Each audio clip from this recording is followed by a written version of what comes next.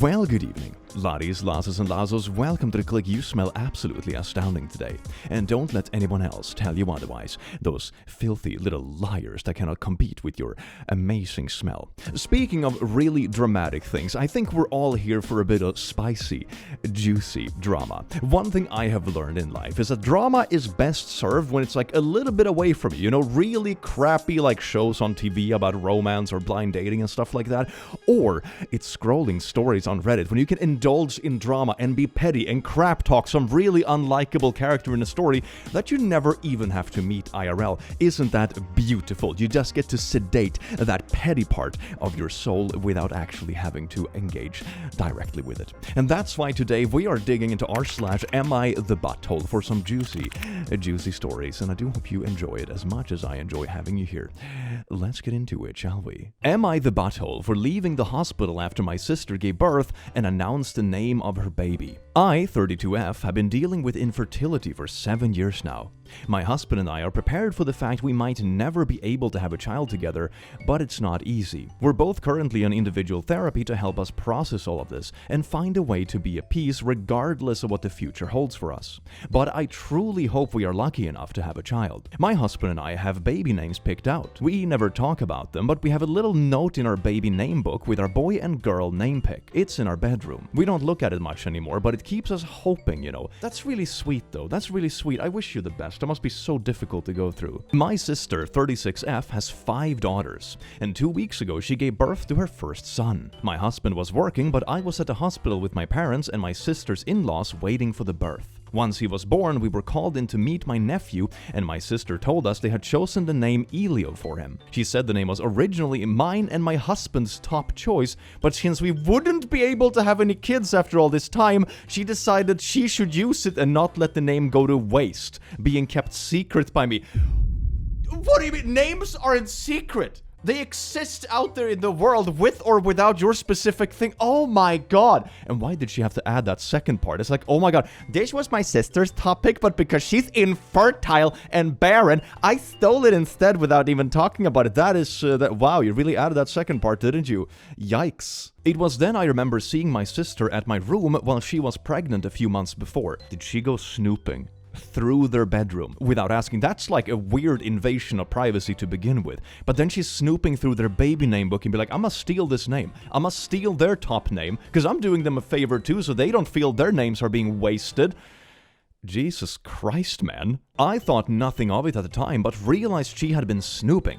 My parents asked how she could do that without talking to me first. My sister replied that it seemed a shame to waste a perfectly good name if I asked her not to use it. What do you mean? There are plenty of names out there in the world, right? And you are allowed to keep like your preferences a secret if you want to do that. The names are still out there. No one is gatekeeping a name. Oh my god, man. I couldn't handle it and left. I mean, that's quite understandable, especially the whole context around this, like the snooping around things, the invasion of privacy, and then like the whole thing added to like, since you can't use the name either, like, oh gee, you don't think that's maybe a sensitive subject? Like, my god, thanks, sis. I didn't even say congrats or anything.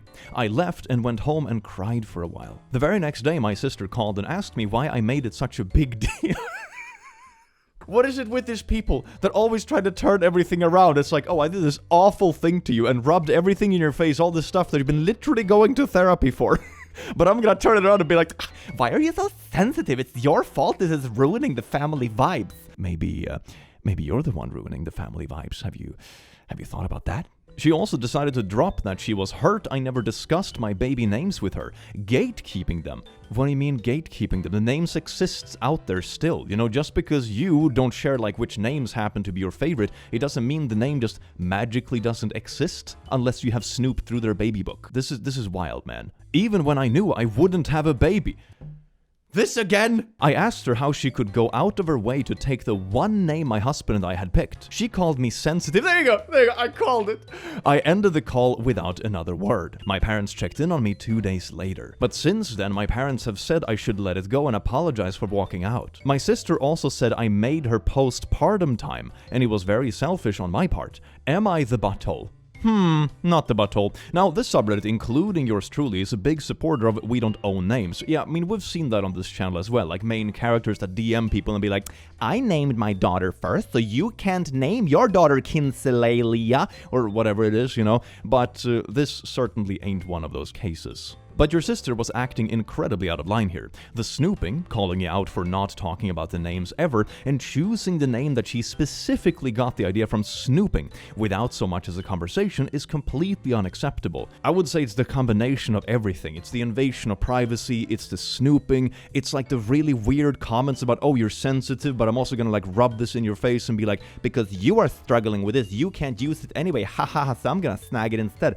The whole thing is really weird and really insensitive, and it's not just in one area either. What bothered me or hurt me the most was the fact she considers the name wasted on my husband and me. Like, yes, I know we might never have kids, we might never be that lucky, but the comments stung so much. Yeah, it's so unnecessary. It's so unnecessary. No, your sister is definitely a butthole. Your sister is a massive butthole in this situation. And it's okay to be upset about those sort of things, especially since it's something that's been struggled with a long time, and she presumably knows as well. Like, it's not an easy thing to go through. And for her to be so dismissive about it and be like, oh my god, I rubbed this thing in your face and you left the room. So now that's your fault because you couldn't take me being a butthole. That's really what it boils down to, isn't it? She's claiming that you're the butthole because you were too sensitive when she was being a butthole. That is, oh my god, that's some irony, isn't it? Am I the butthole for not hiding my lesbian relationship from my son as per my ex's wishes?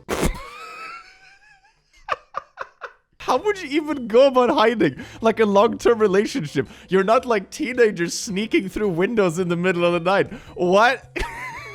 I, 22F, had an arranged or forced marriage when I was 18 to Neil, 30M. I was acting out, and my dad thought it would be best to marry me off so I wouldn't bring shame on the family. It technically wasn't forced, but I was told I would be disowned and left with nothing on the streets if I refused. Ah, yeah, one of those, like, it's technically a choice, but if you choose not to, the loss is so significant that you basically lose your entire life anyway.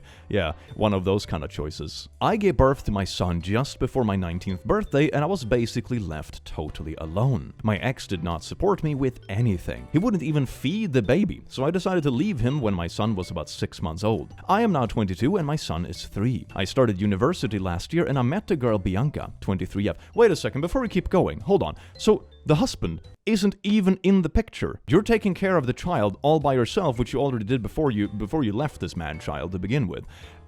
and he's still demanding what you do with your private relationships, even though he's not even in a parenting picture. Is that actually what's going on here? That's insane. And I really liked her.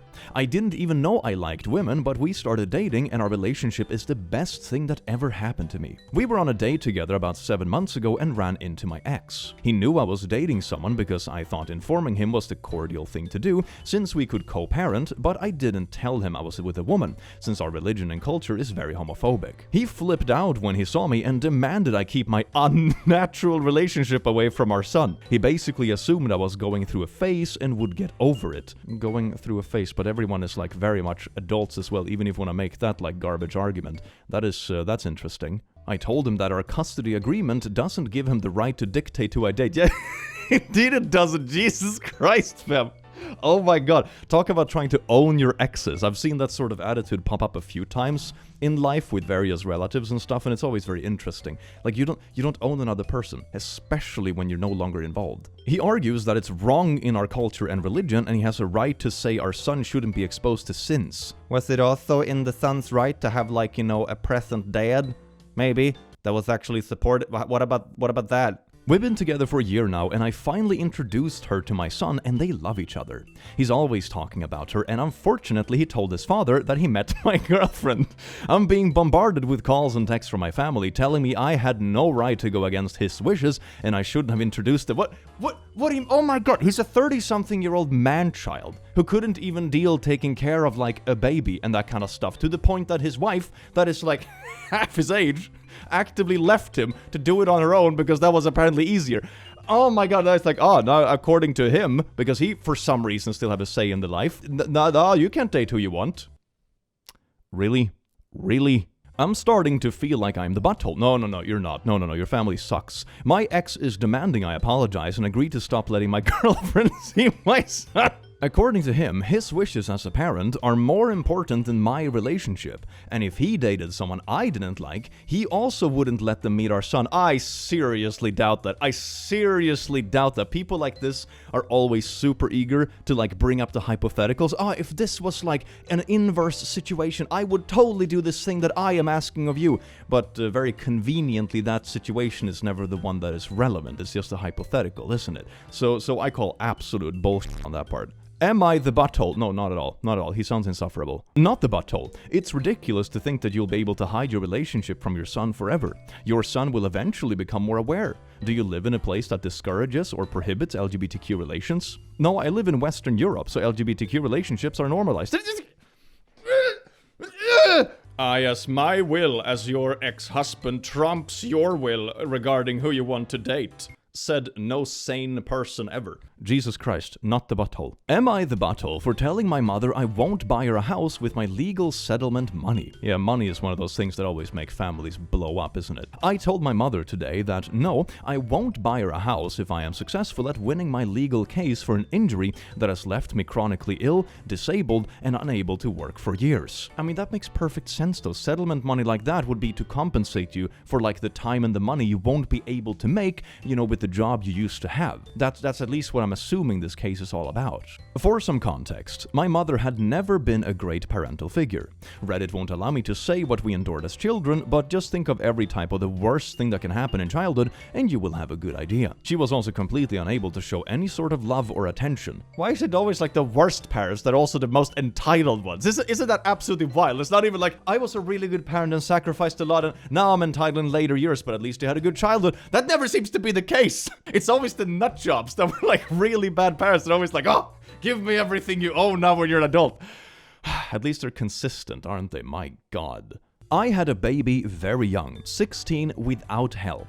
I tried to live at home after my daughter was born while still continuing with school. But as a single 16-year-old mother, the only guidance I got from my mom was her pounding on the bedroom wall and screaming, "Shut that freaking baby up!" anytime my daughter cried. A supportive grandmother, isn't that wholesome and sweet? I quickly moved interstate to start my own life. I was determined to be a good mom and provide for my daughter. I got a job in a legal office and over the years worked my way up until I was earning in the six figures. That is absolutely massive kudos. That is amazing. Like from being a teenage parent yourself with also a garbage parent that you have yourself to work your way in the corporate ladder and also provide for like your kid all by yourself is absolutely amazing. Oh my God, that is so cool. As a single working mom of two, I never received any support from my mother or family. Nobody ever babysat my children or helped out financially if I was in a bind. I always have done everything completely on my own. I know never to even bother asking my mother for anything as the answer has always been no. I went through about 7 years of no contact with my mother before letting her back in, but with strict boundaries. Going on 3 years ago, I got severely ill due to an injury. I've been hospitalized countless times and every area of my life has been impacted. I'm in a wheelchair when I leave the house, I can't work, have no social life, am mostly bedbound and in chronic pain. This is very likely permanent. We have started a legal process and just this morning I sent my mother a post showing that the law firm we're engaging just secured a large settlement for someone who is injured in the same way. That is a really good reference case. That sounds promising. I do wish you the best, but sharing it with a mother, I'm guessing is not gonna be like the most positive experience, hence this post. We have no idea if this person is terminal or paralyzed or how severe they are or to have achieved this payout. Nevertheless, it filled me with the hope that maybe we could be successful and perhaps in the future I won't have to stress constantly about not being able to afford all my never-ending medical fees. Imagine a life where I can have support carers helping me with daily tasks and take some of the load off my husband. Where I could afford a new and better wheelchair, where I can opt in for promising but very expensive treatment. Mom immediately called me and the first words out of her mouth were, "Well, you're going to buy me a house, aren't you?" Not even like, "Oh, are you okay?" Not even like trying to be empathetic, not even a manipulative way. No, okay. We're going straight to it, don't we? Keep in mind, we don't even own a home yet, and are in a lot of debt for medical costs. I just replied with, "No, I am not." Truthfully, I was in shock at the audacity of this. Instead of thinking about how this could help me after all I've been through, her first thought was how it could help her. I told her I had to go as I could tell she was upset. So am I the butthole? Honestly, I would just go no contact again. What an absolutely insufferable person. Not only were they not there for you during your struggles in life, they were a garbage parent and a worse grandparent, and now they have the audacity. It's like, oh, you are sick and have crap tons of medical bills, but you might receive support for it. Oh, that money is mine, right? That's how it works, right? Absolute insanity. r/AmITheA battle, r/insane parents. Oh, yes, indeed. Oh, we very much agree on so many things. Isn't that beautiful? Am I the butthole for laughing in my cousin's face when she tried to stage an intervention for my drug use? I, 27M, have a condition which causes me to overproduce earwax. I don't tell people about it because I was bullied for it growing up. Only my wife and parents know. Every other day I have to put medication in each ear, let it sit, then flush it out with a rubber-tipped syringe. This prevents ear infections, vertigo, permanent hearing loss, and worsening of my tinnitus. I have dealt with all these things to some extent, so I stay on top of my eardrop regimen. If my alarm goes off when I'm with others, I go to the bathroom for 20 minutes and knock it out. If I don't follow my schedule, I forget, so I can't put it off. 2 weeks ago, my mom hosted family dinner. My cousin, Kara, 37F, saw me waltz off to the bathroom to do my thing, syringe in hand, and asked what I was doing. I said just a minor medical thing. She kept pushing, but I didn't want to say anything because she gossips. Oh no. Oh no, oh my god, man. She's gonna assume the worst, isn't she? I told her it's personal and scooted past. When I left, she was standing in the hallway. She asked what took so long and why the toilet didn't flush. Talk about being so nosy. People are allowed to have medical stuff going on in their life, Karen. Her name is also Kara, which is almost Karen. That is very fitting. I said none of her business. She said she didn't mean to offend. Yeah, surely. Last weekend, my friend called me to invite me out to lunch with some buddies. He said to meet up at his house so he wouldn't have to drive separately. I arrive at his house to find Kara and my friend sitting solemnly on the couch. No, oh my god, did she stage an intervention?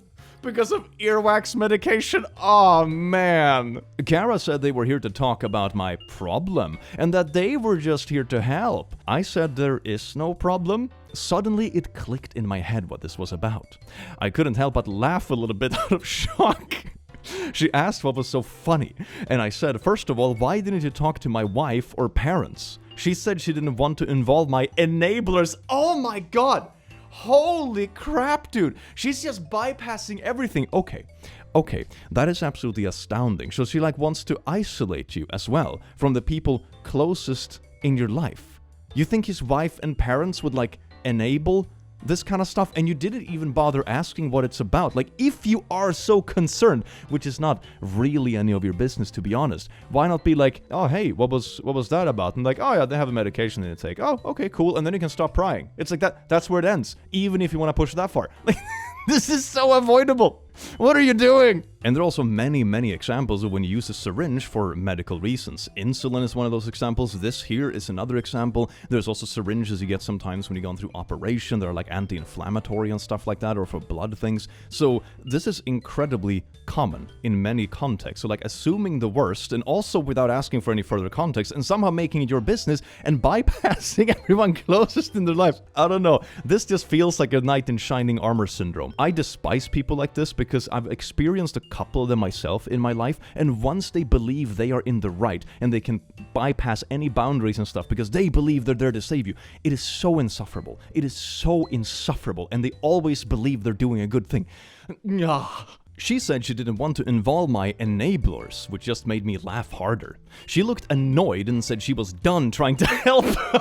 That's how far it went. You really thought you were gonna swoop in, even if you thought there was something bad, you thought you would swoop in and just cure an addiction with 2 sentences without any sort of pushback. Oh my god, you're not only stupid and really manipulative, you're also naive as hell. Yeah, great job. I said that's alright by me, and she stormed out. I explained to my friends. They knew I have a condition, but never pressed me on it. I guess when Kara approached them, they thought I was lying. Obviously, I would rather they know than worry about me being an addict when I am not. I thanked them for their support anyways. Kara had apparently reached all my friends by social media. We all got a good hearty laugh out of it, which Kara must have heard because she was, of course, eavesdropping. Of course she was. Of course she stormed out just to eavesdrop. She burst back in and told me to tell them the truth, to which I said I did. My friend kicked her out. We went for lunch and I thought that was that. My mom called me yesterday and told me she had talked to Kara about the whole thing and explained. She said Kara was very upset with me. What? And essentially called me a butthole for not explaining and laughing in her face and embarrassing her. I think like after doubling down so many times and being so invasive about it and then doubling down again claiming you're a liar and that sort of thing. And also like the naivete and the knight in shining armor syndrome that these people have, that they think they're gonna like invade personal things in your life and like fix them for you. And if you're not grateful, you're a butthole. Oh, it's so patronizing. It's so patronizing. I said I was embarrassed and that Kara had no right to my info. Yeah, she's the one invading like medical facts about a person. Isn't that like the a-hole move here? I think she shouldn't go around snooping and making assumptions. My mom still thinks I should apologize. Schlip schlop, your opinion is trosh. Not the butthole. She owes you a major apology as her spreading untrue information about a possible drug addiction could have caused you to be harmed. What if somebody shared this information with your employer? Depending on your profession and your employer, you could have been suspended or lost your job. I don't know any drug addicts that have it on a daily timer, lemafau, then tend to just follow their hearts on that particular issue. Yeah, that is wild. If you really have an addiction, I don't think you put a reminder for it and be like, oh my god, I need to indulge in my addiction now, otherwise I forget my addiction. That's not really how addictions work. Yeah, no, she is super invasive, super entitled, and suffers from what I like to call the knight in shining armor syndrome. People that are really invasive about other people's lives in a very patronizing way, and they think they're gonna swoop in and solve your problem for you. It's really insufferable. I have had the displeasure of meeting a couple of people like this, IRL, and it is... it's the most insufferable bullshit ever. Oh my god. Oh, I felt that. I felt my heart pounding there for a second. Am I the butthole for not ordering any food so I wouldn't have to split the bill? That sounds pretty like common sense, yeah? If you don't order any food, you shouldn't pay for someone else's food? Sounds wild. I, 27M, have been a part of a small friend group, around 8 people total, basically since college. For some backstory, 2 people from the group, Susan and Greg, are just absolute leeches. Going out for lunch, expect them to order the most expensive thing on the menu and then feed you some sob story about their finances and then dump half the bill on you. Last weekend, Dan, one of the people from the group, told me about a casual dinner. I told them if Susan and Greg were there, I wouldn't be able to come. He tells me they would be there, but I should just put my opinions aside and come just once. Oh yeah, that whole thing about enablers and stuff, am I right? I mean, being in financial difficulties and stuff makes sense. That can happen to people. But this sounds more manipulative than anything. Like, if you are in financial distress, you don't hit the town that often, to begin with, and you don't order the most expensive thing on the menu with the hopes that someone else will pick it up. Like, this isn't what a person who is like a responsible adult who's having a rough time with money does on a regular basis. This is just manipulation. This is kind of where I might be the butthole. I agreed with him and told him I would be there. I show up and we all get to talking. Everyone began putting in their orders, most of them spent about $40. There were only about 6 people there. When it gets to Susan and Greg, they both order expensive dishes. Around $200! $200! What did you order? Gold-plated lobsters? What? When it was my turn to order, everyone looked at me.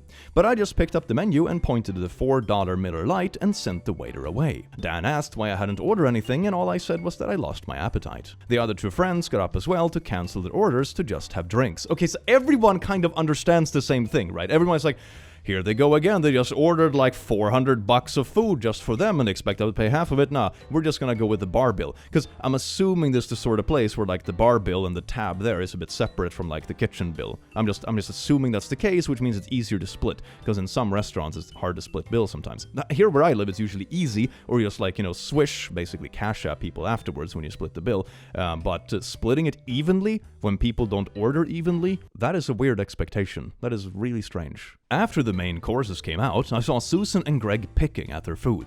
The waiter then brings over the check. Greg then grabs the waiter and asks him to split the check 6 ways. I stand up and correct him, saying the check was to be split 3 ways. Greg looks at me confused and asks why, since we always split the bill.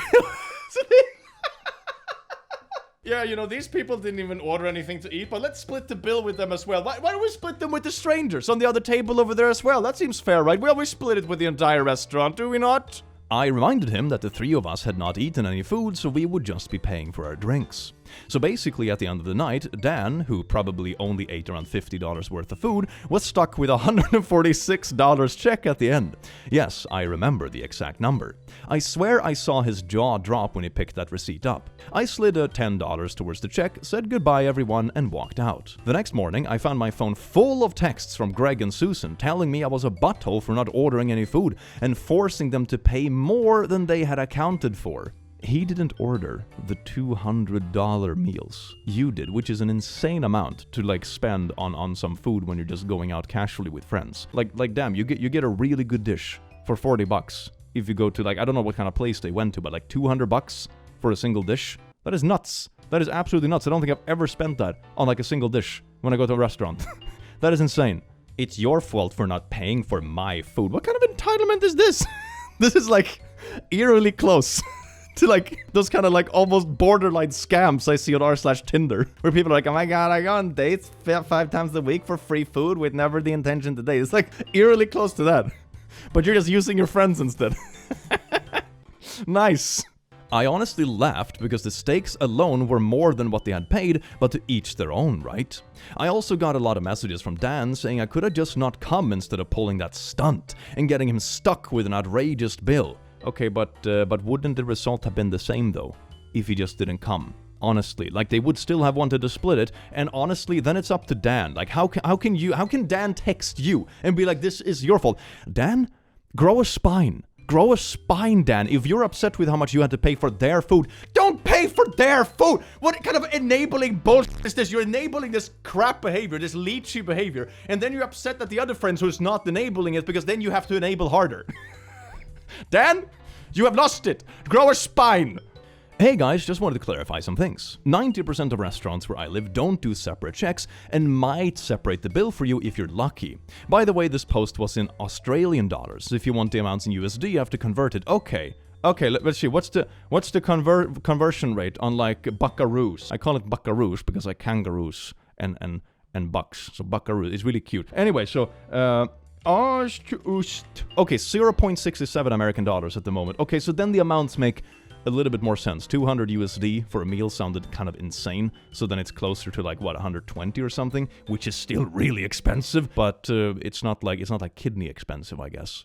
Dan could have easily asked Greg and Susan to transfer him the money if he wanted, but he's always been about helping them through their financial hardship. If you're actually going through financial hardship, you don't go out ordering $200 meals with a casual dinner with friends. That's the thing here. This is just leechy manipulation or like wishful thinking. It's like, oh, I can't afford $200 meals on restaurants on the regular basis. Like, Jesus Christ, fam, most people can. But if you're really going through financial hardships, you don't go out eating $200 meals on the regular, on a casual dinner with your friends.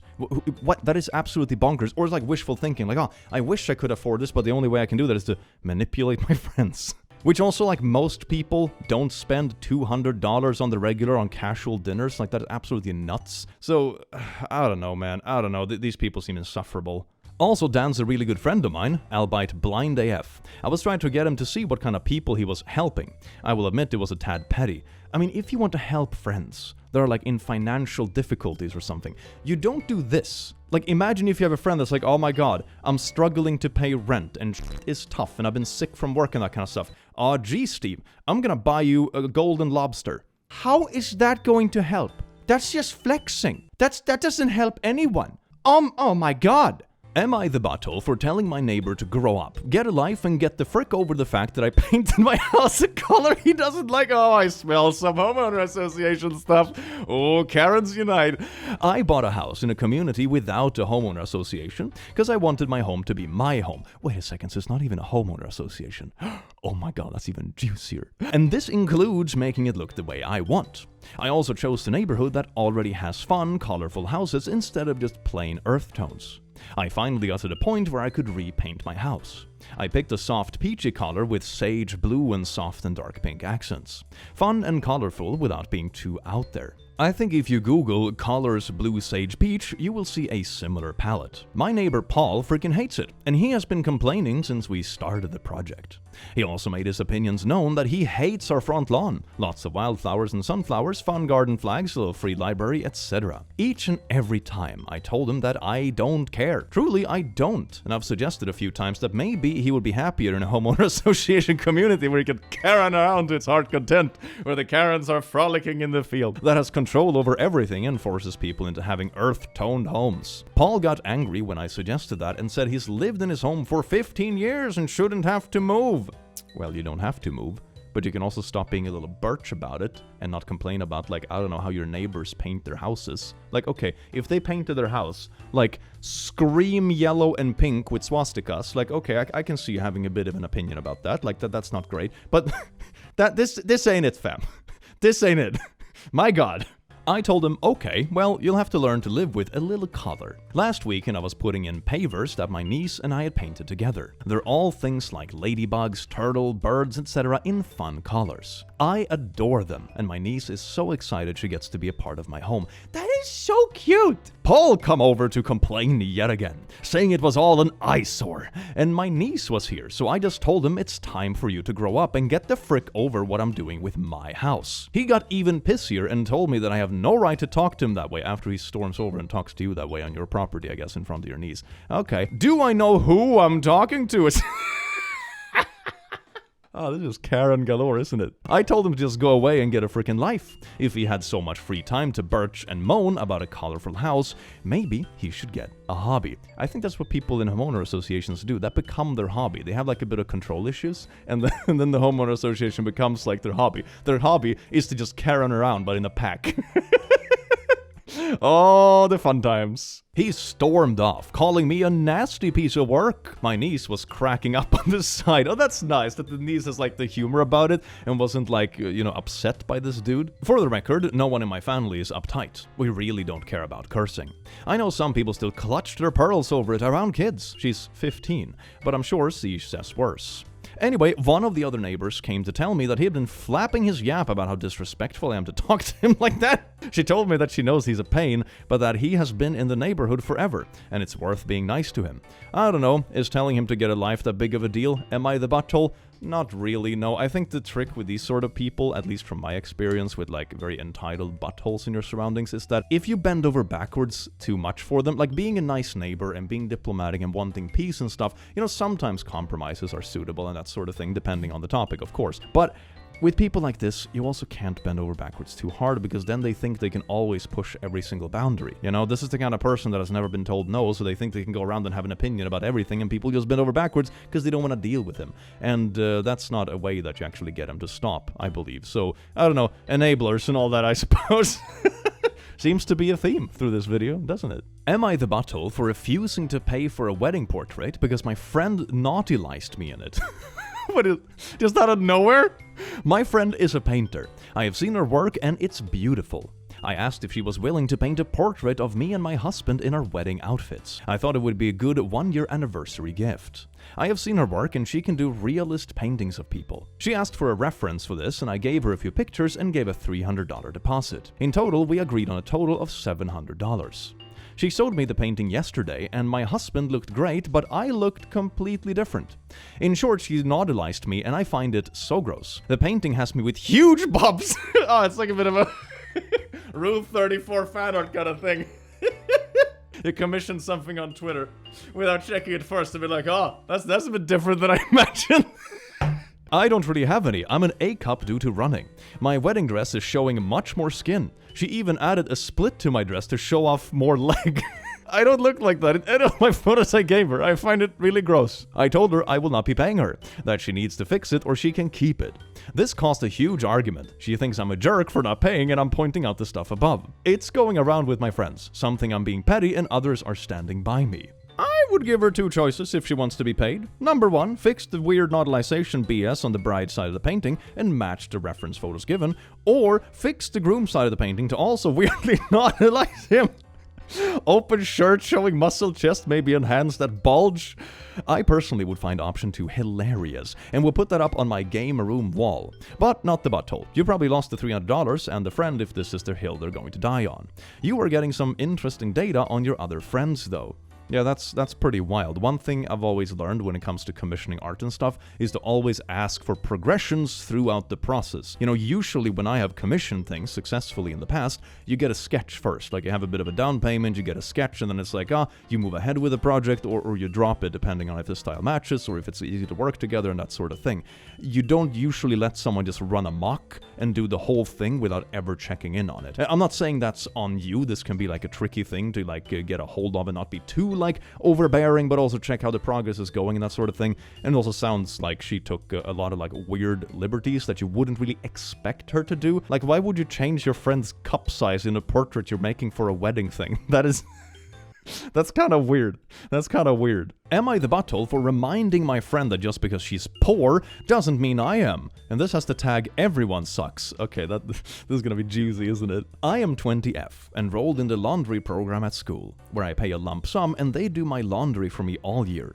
It's very popular at my university and they pick it up from my dorm weekly. Honestly, if you have the cash to spare, that sounds really nice instead of having laundry queues and time. And there's always someone that leaves the laundry in the machine or something, or it's a hassle. So honestly, sounds like a nice thing if you can spare the money. My friend, 21F, is weirdly obsessed with this and she constantly comments on it for some reason. She always comes over and sees my bag and has some random comment to say. She will say, "How could anyone pay for that?" To which I always say, "Why would I ever do something I don't want to do if I can just pay someone else to do it for me?" I am wondering if she's like this to everyone, because that would explain why she has few friends. Everyone in this post sounds pretty insufferable, I'm gonna be honest. Almost everyone I know uses the laundry program. Her unwanted comments made me like her less. She did it again and was like, "What a waste of money. The laundry program is ridiculously expensive and no one can afford that." I simply said that I don't find it expensive at all, and if she finds it expensive, it's because she's poor. I am not, so I'll continue paying for the program. She is furious that I called her poor, but she is. It's just a fact. Am I the butthole? You know, I can think of a lot of times I've seen someone, insult someone or be really tacky about something. And they're like, "It's just a fact." It's like, "Oh, I'm making a huge deal out of someone that had a pimple in their face that day." Be like, "It's just a fact though. You have a pimple, don't you? You're lying to yourself and wake up to reality." It's like, you're just pointing out someone's pimple. You're just being a butthole, It's just a fact in these contexts. It sounds like being a butthole with an extra step. Edit, lol at all the bitter people. It's unfortunate that her parents don't take care of her. Jesus Christ, man. Like they should, but that's not my problem. I'm not her mom and dad are responsible for their kid. It's laundry, okay? This is not a big deal, okay? It's like a little quality of life. Either you spend an hour fixing your own laundry or you pay a bit of money and someone else does it for you. This is not a hill to die on. Everybody sucks. She is clearly jealous and resentful, and you clearly are unempathetic, snotty, and not caring or savvy enough to handle this with wisdom or grace. Pointing out someone else's lack of resources isn't kind. Did you earn that money, or is it your parents who actually pay? I am surprised that you have any friends too. Everyone sucks. This is not hard. I hate doing laundry, and I'm lucky to have the money to hire someone else. I got it. You think it's a waste of money. I don't care what you think about my laundry. Stop giving me poo about it. You can shut her down hard without calling her poor. Yeah, that is the easiest thing to do. It's you don't have to give me constant poo about this, but you also don't have to stoop to that level and be a butthole yourself. It's really easy to shut these things down. Just be like, "No, stop giving me poo for it. I value this. You don't have to, but that doesn't mean what I'm doing is wrong." That would be so easy. No personal insults are needed. God. And then it's also beautiful that the edit to the post also is insulting the parents now. This is great. This is great. What a little war zone we found on Reddit. That is beautiful. Am I the butthole for telling my parents they need to place their next kid for adoption? My parents have 4 kids already. Me, 17M, my younger sister, 13F, younger brother, 12M, and youngest sister, 10F. My parents have relied on me heavily to take care of my siblings.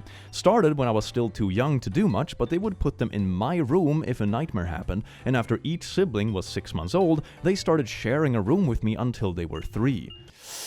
Then it was getting me to prepare something to eat for my younger siblings. It was also staying home with them while my mom went shopping, and over time it evolved. I help with homework, I make sure they're awake for school, I walk them to school since I don't have a car, I feed them, and most of the time I am the one they come to if they need help with something. My parents will drop them off at birthday parties or friends' houses. They will take us out for family experiences, but admittedly expect me to keep an eye on my siblings. My parents provide the food and house and clothes, I provide the emotional stuff. I don't love doing it, but I got so used to it that it became second nature. I am still the person my youngest sister comes to if she has a nightmare or is afraid of anything during the night. My parents learned that they were preggo again this February. What are these parents, man? This doesn't sound like these sounds like teenagers or something like that, even though the teenager in this family is way more adult than the parents are. What the hell? They told me and my siblings last month. It was very much talked about, like I will have the baby with me in my room for the jump and should learn how to independently change diapers and stuff. I made it clear from the jump that I wasn't raising their next kid for them. I told them I had more responsibility to my 3 siblings than I should have ever had, but I wasn't going to skip my own life to raise an infant from the start. My parents were shocked. They tried to get one of my younger siblings on board, but they said no way. They didn't want to be responsible like me. My parents returned to me with the topic and asked what the frick they meant to do, and they never expected me to reject a sibling that— What? Use a condom! Or just be a parent yourself! There are 2 perfectly valid options! 2 perfectly valid options! It's not that hard! I said I reject child raising, I don't reject a sibling. But also, I'll be out of the house in 7 months. I won't be around the new sibling as much, and the relationship might not be the same. I told them I don't want the same relationship either. I don't want to be a parent to another sibling. They made it pretty clear they don't want to do the actual child raising, and they're living a nightmare over this. What are these? Oh my god, man. Oh my god. Life would be, it would come with downsides, obviously, but I keep, having this, utopian fantasy that people would need, a license to have kids, and before that point, you literally cannot have kids. Wouldn't that be amazing? Wouldn't that be beautiful? Is that, some kind of cyborg freaking utopia we can get to in the future? I'm guessing, maybe the downsides of it would mean it wasn't actually utopia, but that small thing in isolation is more and more appealing the more posts like this I read. When the topic came up during the last week, I told them they need a place for the baby for adoption since they won't have a good childhood with nobody wanting to raise them. I told my parents it would be the kindest thing to do if they refused to raise the baby themselves. My parents accused me of treating adoption flippantly, and they were sort of outraged. I would rather they place the baby for adoption than for me to step up and raise this one too. Am I the butthole? No, you're not the butthole. Parentification is child abuse. That's what you have been subjected to. Yeah, exactly. Get out of the house as soon as you can. Get a job outside school hours and get out of the house as much as you can the remainder of your time there. Also, you want to try to get in therapy and learn about normal sibling boundaries, because your siblings will reach for you to provide for them once they realize how little is left at home without you there. It's not that they want to hurt you, it's just survival for them, and you'll have to be able to say no, and that is no easy thing. So, as soon as you can, get therapy with the aim of learning appropriate sibling boundaries in a situation where you have been parentified for years by the actual parents. Yeah, that is so nasty. Imagine being those parents. I mean, child, if you don't give up your life for the child we are having, then you are the bad person. Then you are the one denying them whatever the childhood and blah, blah, blah. That is so toxic. That is so toxic. You can't do this. This goes for a lot of situations in life. Imagine if you had someone come and tell you and be like, you have to adopt this horse. Otherwise, we're gonna kill it. And then it's your fault if you don't choose to adopt it because you can't take care of a horse. Bruh. Fam. This is really nasty. These parents suck ass. Am I the butthole for posting about my gift maternity box on social media when my stepsister never got one for her son? What is a maternity box? Known internationally as the Finnish baby box, is a kit granted by the Finnish Social Security Institution to all expectant or adopted parents who live in Finland or are covered by the Finnish social security system. Is that what this is? Maybe? I get, maybe? I recently had my first child. When we were discharged, the hospital sent us home with a baby box. It was a cute little box that can double as a bed and came with a mattress, some baby clothes and other essentials. I'm guessing that's what it is? Feel free to correct me in the comments, but that's the only thing I can find about it, unlike right now at least. Anyway, let's keep reading, shall we? This caught me off guard because I live in the US.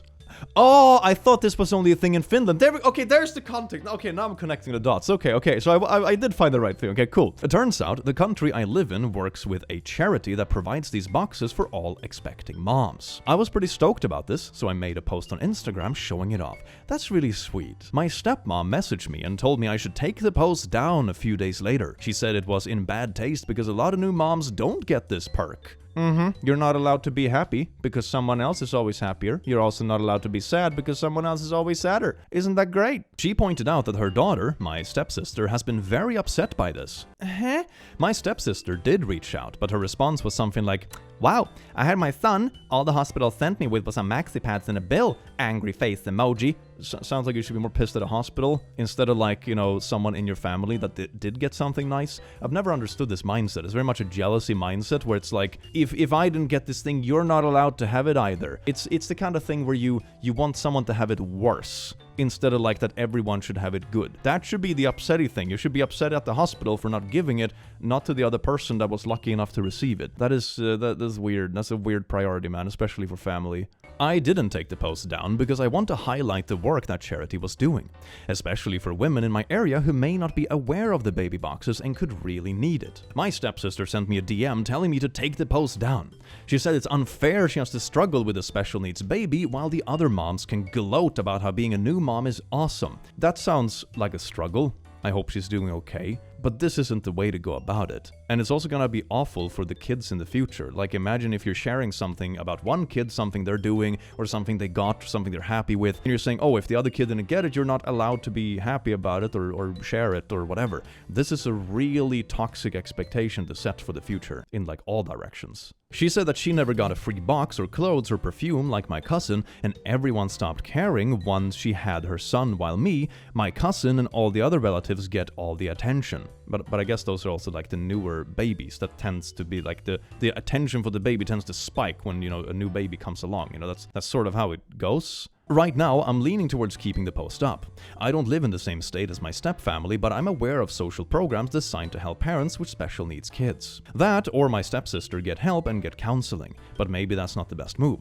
Am I the butthole? I just need an outside opinion because the lack of sleep is affecting my judgment making. I think it's perfectly fine to keep the post up. Like, you are allowed to be happy about things. I experienced this, not specifically related to children stuff, at least not yet, but one thing that I've experienced many times as a creator is people getting really mad at you for like really random things. For example, I have a sword on my wall, right? My cute little sword, it's like a sparring cosplay sword. I use it to knight people during streams and stuff. Very, very silly stuff. I posted about it online, and I got like legit hate comments for it, because apparently somewhere in the world someone had gotten hurt with a sword. So me posting about like a random cosplay sword was now insensitive, because like months ago someone had gotten hurt with a sword. And the logic with those things is absolutely wild. Like, it's not connected, it's obviously not endorsing that thing. In the same thing here, being like, oh, look at this cute bed my child has, I'm so glad my child has this cute bed, isn't like, haha, all the stupid kids that don't have this bed. Like, no, that's not what it is. You are allowed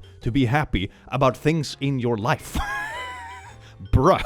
Am I the butthole for reminding my ex I am only responsible for our children and not all of his kids? My ex-husband, 40M, and I, 35F, have 2 children together, 12 and 11M. We divorced about 10 years ago now because I feel like he regressed as a husband and father during my second pregnancy.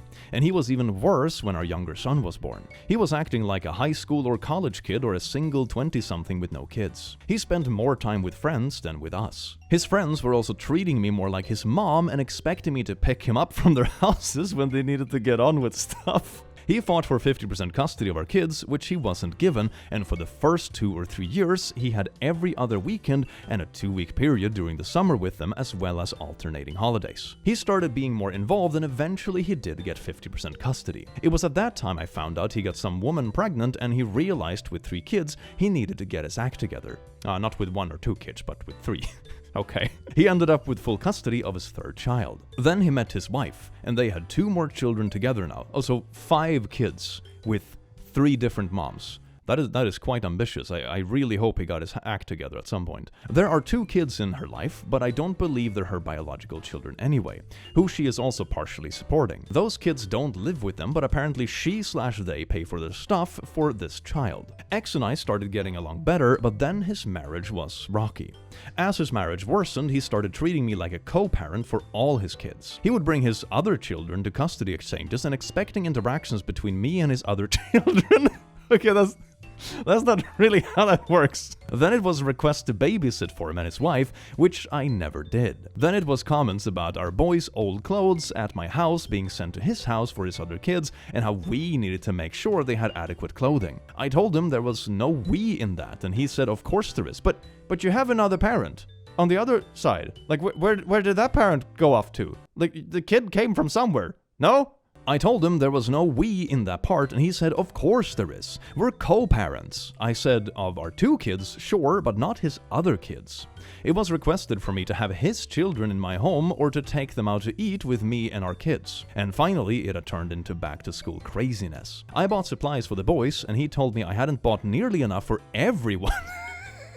I was like, hold up, what's that supposed to mean? And he pointed out that while a bot wouldn't be possible to share evenly between the 5 children. I told him we don't have 5 children, we have 2. The 2 I bought those for. I wonder if he has the same conversation with the other wives? You know, with the other ex-wives? Does he have the same conversation with like the one he had another kid with and the other 2 ones? Is that the same thing? Does he go to everyone and be like, you have to pay for all 5, you 2 and and and then he like pockets half the money? I wonder if this is like some like mini scam or something.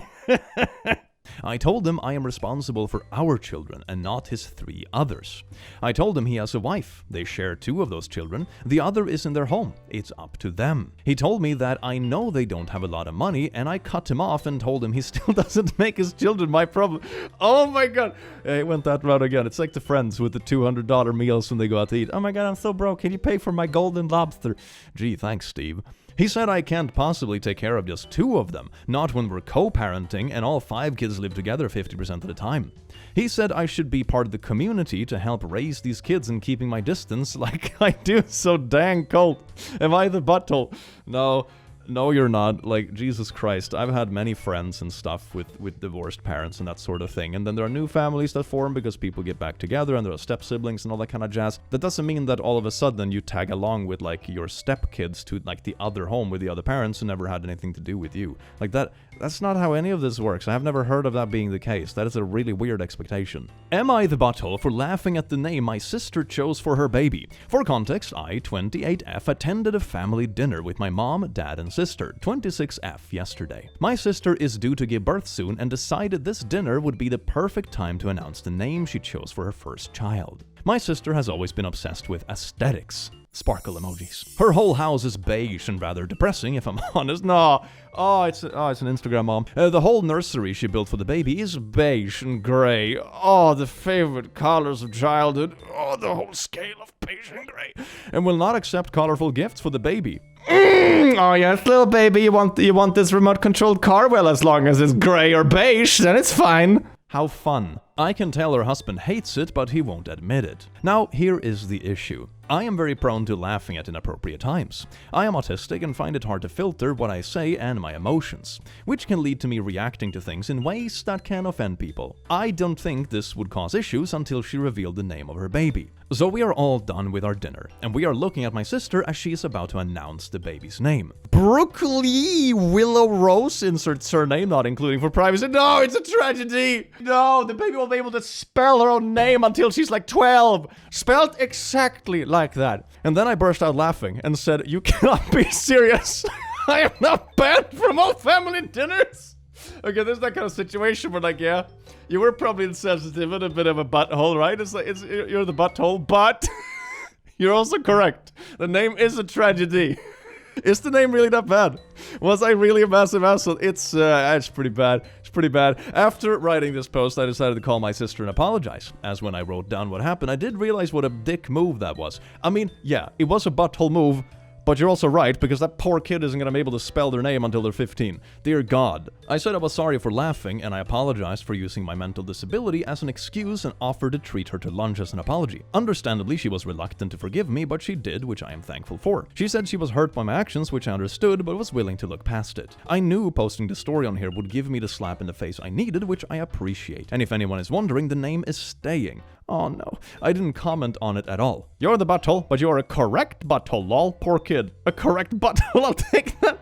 Yeah, that's sort of my thing too. Like, yeah, it's not the best reaction to have to it. It's sort of like a butthole move in like a bit of a sensitive situation, but man, poor kid. Poor kid. The freaking aesthetic Instagram mom stuff when they start naming kids outlandish shit. Nah, fam. Nah, aesthetics do not come first in life. Oh my god, that is so bad. Well, laddies, lasses, and lassos, we got a little tragedy twist there on the end. Isn't that absolutely beautiful? And I do hope you enjoyed this video as much as I enjoyed having you here. And have a wonderful rest of your day, because you do deserve it, and I will see you again in the very near future.